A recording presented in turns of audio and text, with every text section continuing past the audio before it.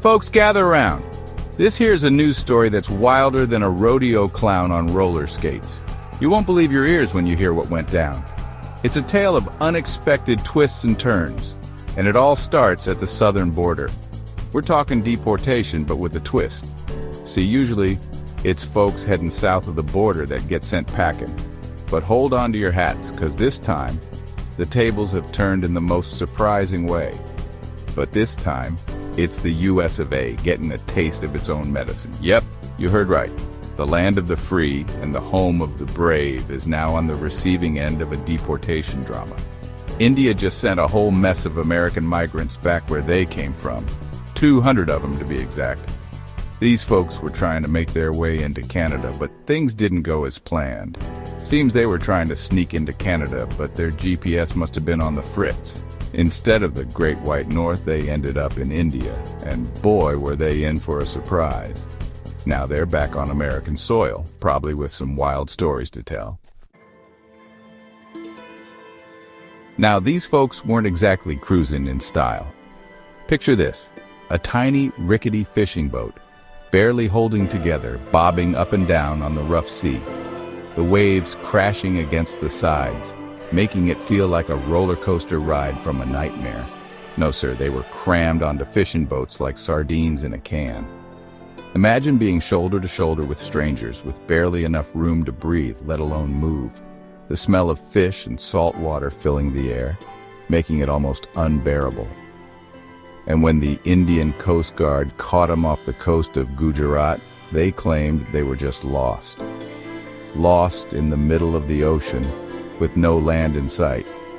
It's like saying you took a wrong turn and ended up in another country. Lost. Like a couple of teenagers at a Justin Bieber concert. You know the type. Wide-eyed and completely out of their element, not knowing which way to go or what to do next.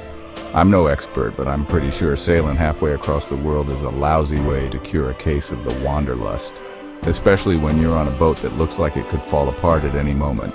The open ocean is no place for a joyride. Maybe they should have sprung for a plane ticket, or at least a compass that wasn't pointing every which way but north. A little bit of planning could have saved them a whole lot of trouble. Next time, maybe they'll think twice before setting sail without a clue. Now, I gotta hand it to India. They could have just let these folks slip through the cracks, but nope, they said, not on our watch. They rounded them up, gave them a hot meal, probably curry, I'm guessing, and shipped them right back to Uncle Sam. I tell you, the world's gone topsy-turvy when America's the one getting folks deported. It's enough to make a bald eagle shed a tear into its apple pie. Section 4, Fishing for a Better Life. Try a travel agent next time. I get it, times are tough.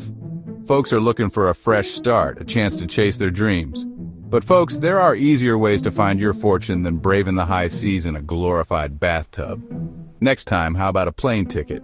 Or a bus pass? Heck, even a good pair of walking shoes would be a step up from this whole fishing boat fiasco.